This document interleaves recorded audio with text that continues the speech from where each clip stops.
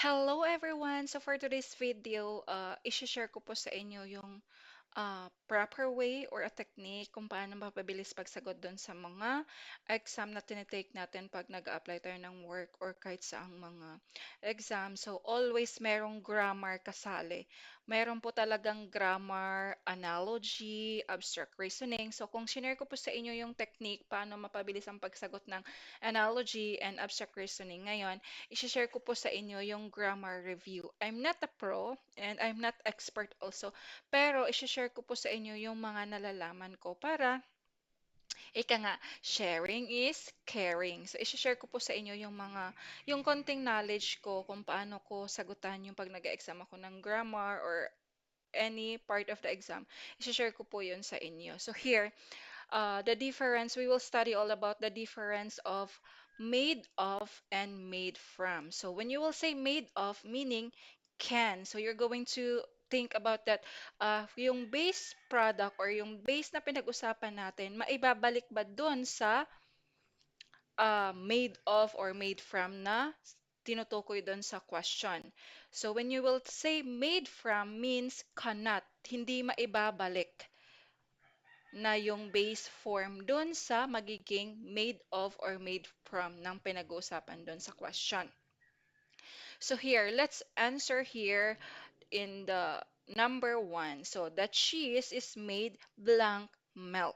So when you will say cheese, tanungin mo yung sarili mo, maibabalik ba ang cheese into milk? We all know that the cheese is made siya ng milk. But, tanungin mo yung sarili mo, ang cheese ba maibabalik? Kapag meron ka ng cheese, maibabalik mo ba siya into milk? So, meaning, ang cheese hindi mababalik sa milk. So, our answer is letter B, from. Made from means cannot. So, here, our answer here is from.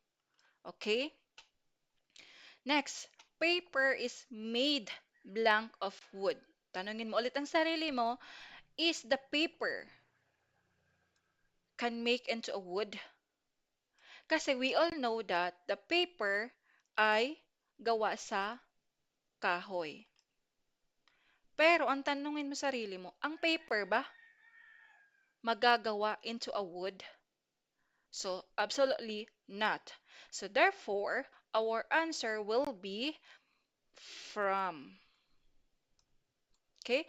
Paper is made from wood, but the paper cannot make into a wood. So this here, that's why the made from meaning cannot.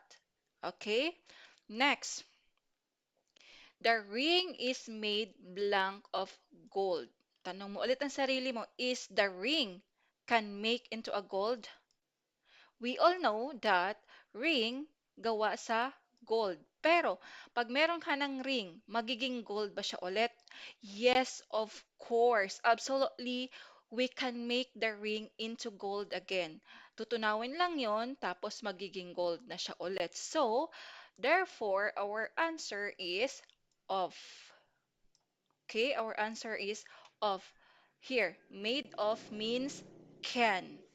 Can. So, ring can make into a gold again. So, our answer is of.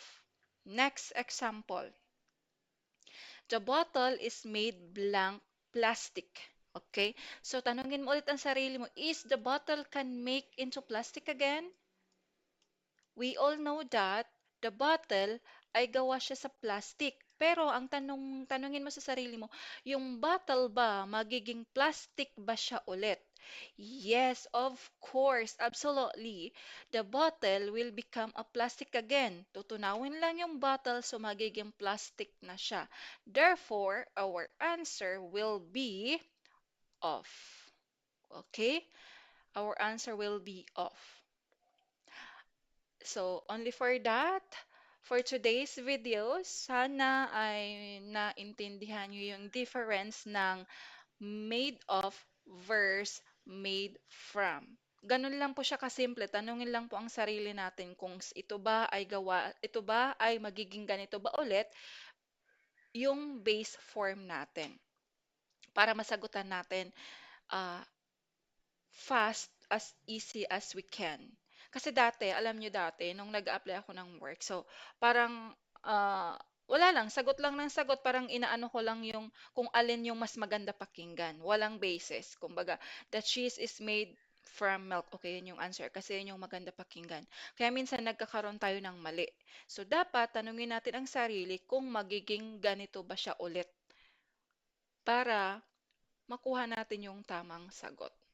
So thank you for today guys. So sana may natutunan kayong technique again sa grammar review natin. So maraming salamat again. Bye-bye.